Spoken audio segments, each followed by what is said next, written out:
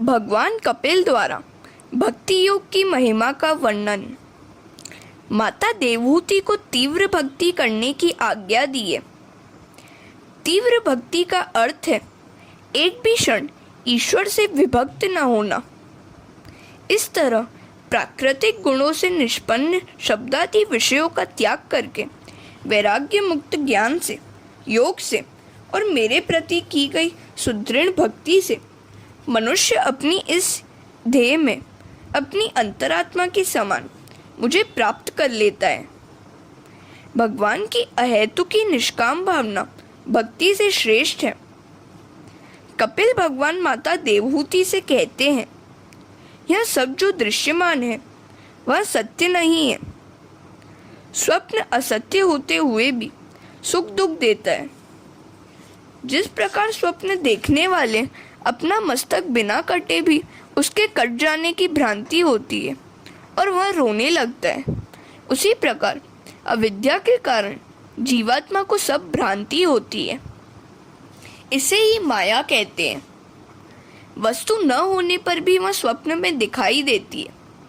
उसी तरह तात्विक दृष्टि से कुछ भी न होते हुए भी जागृतावस्था में माया और अज्ञान के कारण सब कुछ का आभास होता है।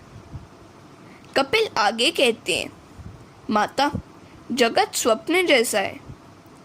यह सिद्धांत भागवत में बार बार इसलिए कहा गया है जिससे जगत के पदार्थ के लिए मोह न जागे, संसार के विषयों के प्रति पूर्णतः वैराग्य हो।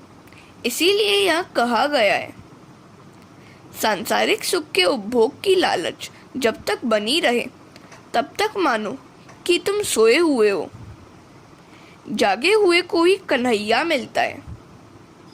सुख भोगने की इच्छा बड़ी दुखद है। भागवत ध्यान में जगत विस्मृत हो जाए तभी ब्रह्म संबंध जुड़ जाता है। ध्यान में प्रथम शरीर को स्थिर करो, फिर आँखों को स्थिर करो और अंत में मन को स्थिर करो। जब तक शरीर और आँखें स्थिर नहीं हो पाती तब तक मन स्थिर नहीं हो पाता। आँखों में श्री कृष्ण के स्थिर होने पर मन शुद्ध होता है। भागवत गोवर्धन नाथ का स्वरूप है। श्री कृष्ण के स्वरूप में ध्यान रखकर कथा सुनो। आंखें श्री कृष्ण में और प्राण कानों में स्थिर कर कथा सुनो। जिसे ध्यान कर रहे हैं वह एक आसन पर बैठे और मन को स्थिर करें। ध्यान करते समय संसार को मन से निकाल बाहर करो। ध्यान करने से मन स्थिर होता है। बिना ध्यान के दर्शन परिपूर्ण नहीं होता। भोग भूमि में रहकर भगवान का ध्यान करना टेढ़ा काम है। संसार में रहकर ज्ञान भक्ति में निष्ठा रखना सरल नहीं है। भूमि का मन पर प्रभाव पड़ता ही है। ध्यान करने वाले को चाहिए कि वह पवित्र और एकांत स्थान में बैठकर ध्यान करे। कपिल कहते हैं, माता, जिसे ध्यान करना है वह पवित्र भोजन का परिमित मात्रा में सेवा करे। आहार सात्विक और अल्प होना चाहिए। जिसे अजीर्ण हो वह ब्रह्मचर्य का सेवन नहीं कर सकता। जिसे ध्यान करना हो वह चोरी न करे। अस्तेम, मनुष्य कई बार आँख और मन से भी चोरी करता है। अन्य की वस्तु का मानसिक चिंतन भी चोरी ही है। जो ध्यान करना चाहता है उसे ब्रह्मचर्य का पालन करना चाहिए। सभी इंद्रियों से ब्रह्मचर्य का पालन किया जाए। कई लोग शारीरिक ब्रह्मचर्य का पालन करते हैं किंतु मानसिक ब्रह्मचर्य का पालन नहीं करते। ब्रह्मचर्य का मानसिक भंग शारीरिक भंग जैसा ही है। मन से करो या आँखों से, किंतु चोरी तो चोरी ही है। अतः प्रत्येक इंद्रिय से ब्रह्मचर्य का पालन करो। केवल शरीर से नहीं, मन से भी ब्रह्मचर्य का पालन करो। एक दिन के ब्रह्मचर्य भंग से 40 दिन तक मन स्थिर नहीं हो पाता। जब तक ध्येय का भान है तब तक धर्म को न छोड़ो। इसके बाद ध्यान की विधि बताई गई है, जिसका वर्णन पहले हो गया है। हरे कृष्ण। कपिल भगवान ने माता देवहूति को ध्यान करने की आज्ञा दी। ध्यान के बिना ईश्वर का अनुभव नहीं होता। रात्रि को सोने से पहले प्रभु का ध्यान करो। वे कहते हैं, माता, परमात्मा के अनेक स्वरूप हैं, जिनमें से किसी को भी इष्टदेव मानकर उसका ध्यान करो। व्यास जी ने किसी विशेष स्वरूप का आग्रह नहीं किया है। तुम्हें जो भी स्वरूप पसंद आए उसी का ध्यान करो। हे माता, तुम चतुर्भुज नारायण का ध्यान करो। ध्यान करने से पहले ठाकुर जी के साथ संबंध स्थापित करना जरूरी है। दास्य भक्ति में पहले चरणों में दृष्टि स्थिर करनी पड़ती है। बार बार मन को किसी भी एक स्वरूप में स्थिर करो। ध्यान में तन्मयता होने पर संसार विस्मरण हो जाता है। ध्यान में देहभान और जगतभान विस्मृत होता जाता है। ज्यों-ज्यों संसार का विस्मरण होता है, त्यों-त्यों प्रभु स्मरण में आनंद आने लगता है। शक्कर की एक गुड़िया सागर की गहराई नापने अंदर गई, सो गई। परमात्मा समुद्र के समान व्यापक है, विशाल है। ज्ञानी पुरुष परमात्मा स्वरूप के साथ ऐसे घुल मिल जाते हैं कि फिर वे यह कह नहीं सकते कि ये जानते हैं या नहीं जानते। ध्यान करने वाला ध्यान करते हुए ध्येय में मिल जाता है। यही अद्वैत है। ध्यान करने वाले का अहम मेरापन ईश्वर से मिल जाता है। देहभान की विस्मृत होने पर जीव और शिव एक हो जाते हैं। कुछ ज्ञानी लोग भेदभाव से ध्यान करते हैं, तो कुछ ज्ञानी लोग अभेद भाव से। पहले भेदभाव से ध्यान करते हैं और फिर अभेद भाव से। फिर जीव का जीवत्व ईश्वर से मिल जाता है। जीवत्व स्वतंत्र नहीं रह पाता। जिस प्रकार कीड़ा भंवरी का स्मरण करते हुए स्वयं भंवरी बन जाता है, उसी प्रकार जीव ईश्वर का चिंतन करते करते प्रभुमय बन जाता है। दोनों का मिलन होने के बाद जीव भाव नहीं रह जाता। तुलसीदास जी ने रामचरितमानस में कहा है, सोई जानई जेहि देहु जनाई, जानत तुम्ही होई जाई। किंतु उसे कौन जान सकता है? जिस पर वह प्रभु स्वयं कृपा करता है, वही उनको जान सकता है। और फिर उसे प्रभु को जानकर वह तन्मय ईश्वरमय हो जाता है। ध्याता जिस स्वरूप का ध्यान करता है, उसी ध्येय की शक्ति ध्याता ध्यानकर्ता में आती है। शंकराचार्य के जीवन का एक प्रसंग है। एक यवन उनसे मिलने आया और बोला कि मैं भैरव यज्ञ करना चाहता हूँ। भैरव यज्ञ में पृथ्वी के चक्रवर्ती सम्राट की आहुति देनी पड़ती है। वह तो अप्राप्य है, अतः तुम ही अपना मस्तक मुझे दे दो। तुम्ही ने कहा कि आत्मा देह से भिन्न है, परमात्मा से भिन्न है। देह दान से तुम मर नहीं जाओगे, अतः मस्तक मुझे दे दो। शंकराचार्य ने कहा, मेरे शारीरिक मस्तक से अगर तेरा काम बन सकता हो तो ले जा। शंकराचार्य जी का देहाध्यास दूर हो चुका था, अतः वे मस्तक देने को तैयार हो गए। वे बोले कि जब शिष्य न हो और मैं ध्यान मग्न हूँ, तभी आकर मस्तक ले जाना। एक दिन मठ में जब अन्य कोई नहीं था, तब वह यवन मस्तक लेने आया। भगवान शंकर के शिष्य पद्मपाद, जो नरसिंह स्वामी के भक्त थे, उनको गंगा किनारे कई बार अपशकुन हुए, अतः वे दौड़ते हुए आश्रम में वापस आए। उन्होंने वहां देखा कि एक यवन तलवार से गुरुजी का मस्तक काटने की तैयारी कर रहा था। पद्मपाद ने क्रोध से सिंह बनकर उस यवन को चीर फाड़ कर मार डाला।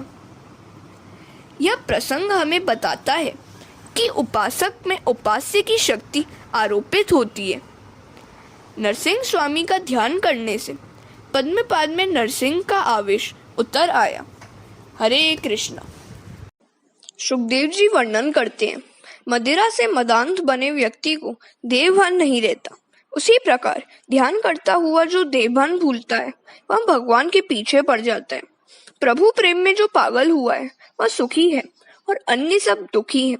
भगवान के सिवा और कोई है ही नहीं। उस समय दृष्टा भी भगवत रूप हो जाता है। यह अपरोक्ष साक्षात्कार है। ऐसी तन्मयता होने पर भक्ति सुलभ हो जाती है। कपिल उपदेश देते हैं, माता, इन सब की अपेक्षा श्री कृष्ण का ध्यान करते हुए जो व्यक्ति देहभान भूल जाते हैं वह सर्वश्रेष्ठ है। भगवत भक्त प्रारब्ध कर्मों को भी मिथ्या कर सकते हैं, अतः वे श्रेष्ठ हैं। प्रेम अन्योन्य होता है। तुम ठाकुर जी का स्मरण करोगे तो वे भी तुम्हें नहीं भूलेंगे। एक बार नारद जी बैकुंठ लोक में आए। लक्ष्मी जी तो वहां थी किंतु भगवान नजर न आए। इधर उधर ढूंढने पर उन्होंने देखा कि भगवान ध्यान लगाए हुए बैठे हैं। नारद जी ने उनसे पूछा, किसका ध्यान कर रहे हैं आप? भगवान ने कहा, मैं अपने भक्तों का ध्यान कर रहा हूँ। भगवान अपने प्रिय भक्तों का ध्यान करते हैं। नारद जी ने पूछा कि वैष्णव क्या आपसे भी श्रेष्ठ है जो आप उनका ध्यान कर रहे हैं? भगवान ने कहा, हाँ, वे मुझसे भी श्रेष्ठ हैं। तब नारद जी ने कहा कि सिद्ध करके दिखाइए अपनी बात। भगवान ने पूछा, जगत में सबसे बड़ा कौन है? नारद ने कहा, पृथ्वी। प्रभु ने कहा, पृथ्वी तो शेषनाग के सिर पर आधार रखती है, फिर वह कैसे श्रेष्ठ मानी जाए? नारद जी ने कहा, तो शेषनाग बड़े।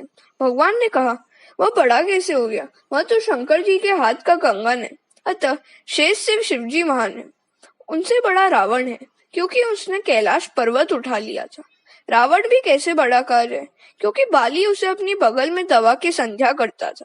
बाली कैसे बड़ा माना जाएगा क्योंकि उसको राम जी ने मारा था। नारद जी ने कहा, तब तो आप ही श्रेष्ठ हैं। भगवान ने कहा, नहीं, मैं भी श्रेष्ठ नहीं हूँ।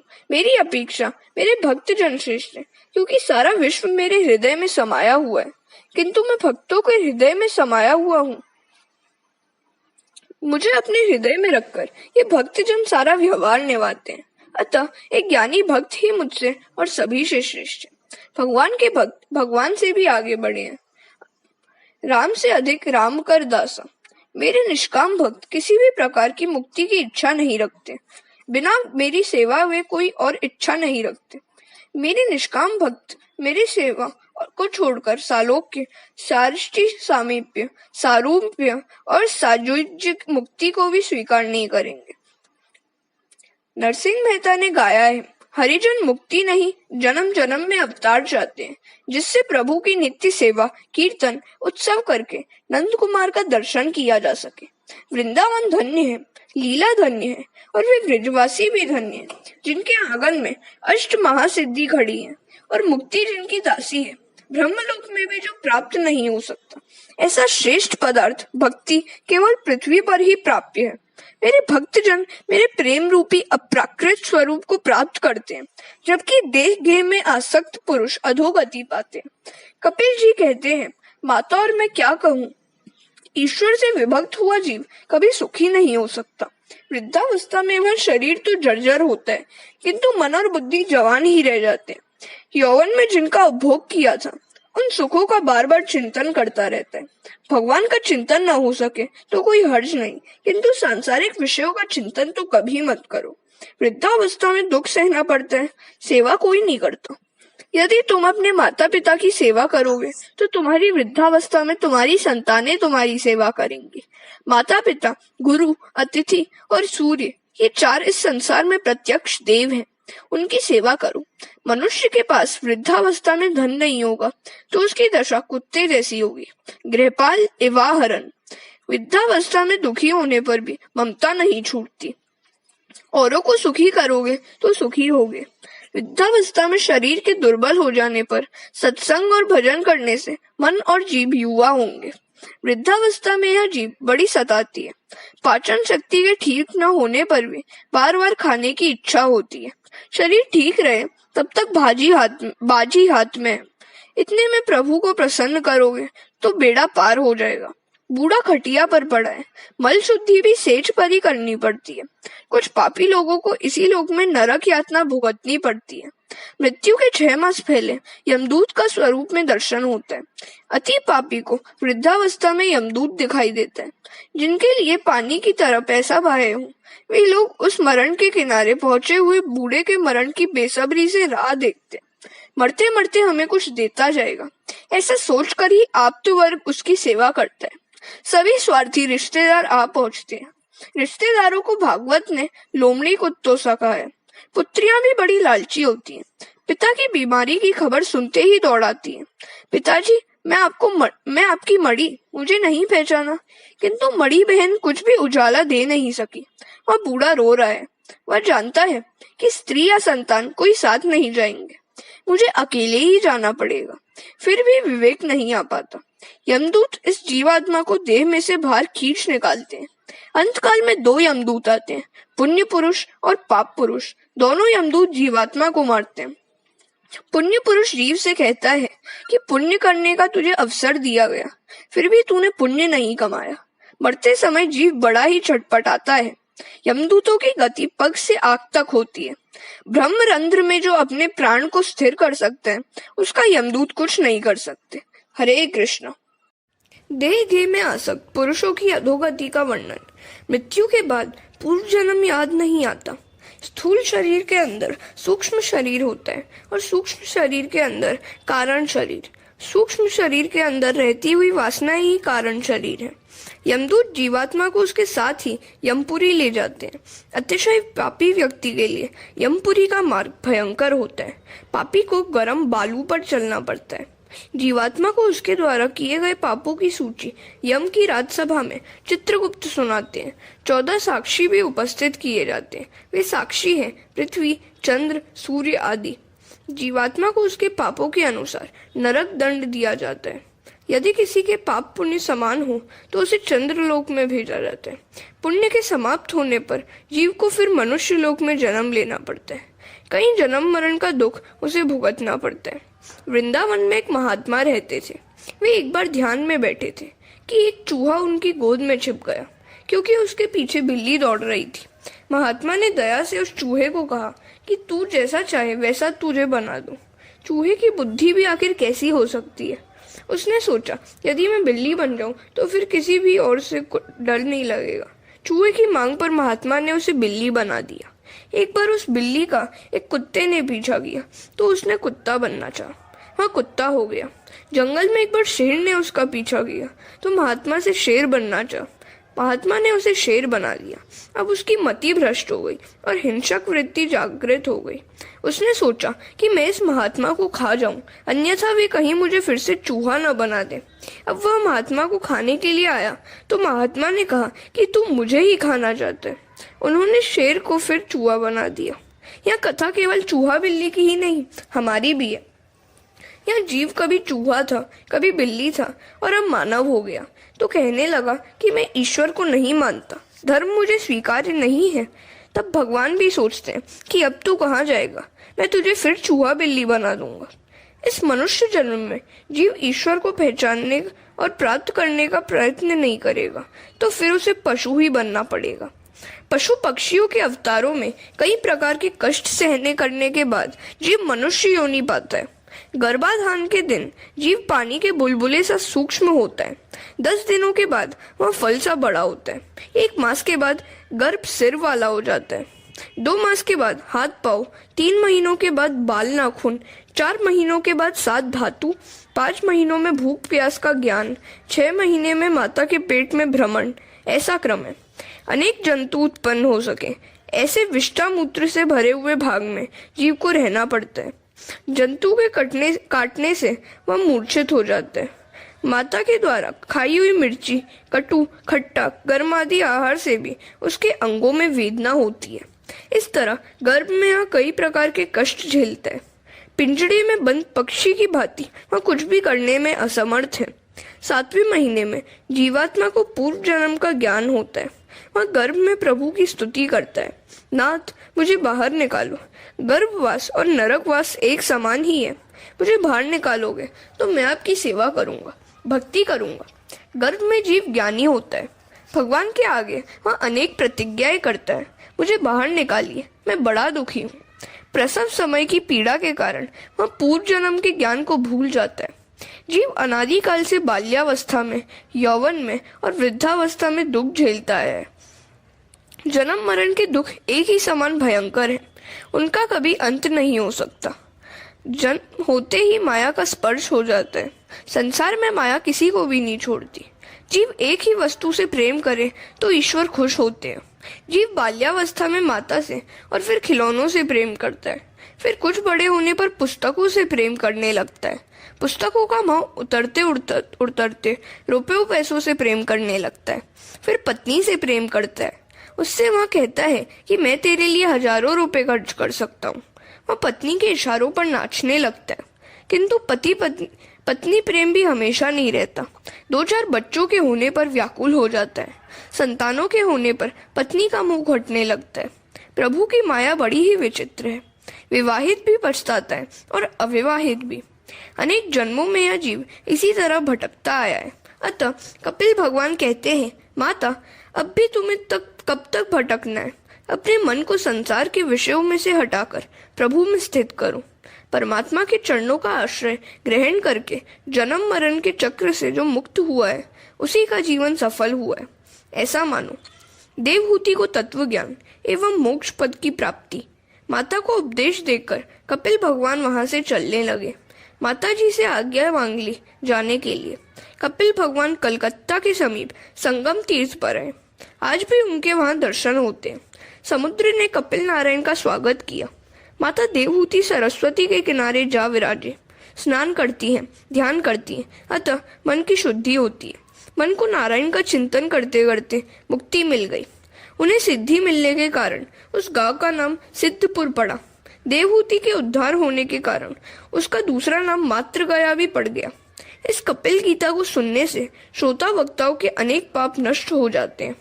अनेक प्रकार के कर्म, यज्ञ, दान, तप, वेदाध्ययन, वेद विचार, मन इंद्रियों का संयम, कर्म त्याग, अनेक प्रकारों का योगाभ्यास, भक्ति योग, प्रवृत्ति मार्ग और निवृत्ति मार्ग और सकाम और निष्काम धर्म, आत्म तत्व का ज्ञान तथा दृढ़ वैराग्य, इन सभी साधनों से सगुण निर्गुण स्वरूप परमात्मा की प्राप्ति की जाती है।